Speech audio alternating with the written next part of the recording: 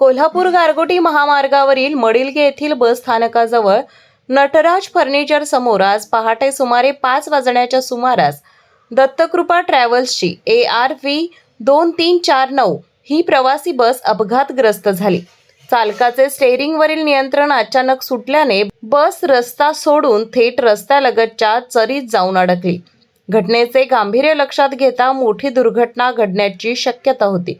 मात्र चालकाच्या प्रसंगावधानामुळे बस समोरील विद्युत खांबाला धडकण्यापासून थोडक्यात बचावली। बस चरीत अडकल्याने तिचा वेग कमी झाला आणि संभाव्य अनर्थ टळला आहे।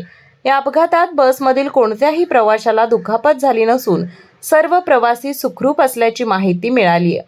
पहाटेच्या वेळी घडलेल्या या घटनेमुळे काही काळ परिसरात चिंतेचं वातावरण निर्माण झालं होतं। अपघाताची माहिती मिळताच स्थानिक नागरिकांनी घटनास्थळी धाव घेत मदत कार्य सुरू केलं। सुदैवाने जीवितहानी अथवा कोणतीही गंभीर दुर्घटना न घडल्याने प्रवासी, चालक आणि स्थानिक नागरिकांनी सुटकेचा निश्वास सोडला।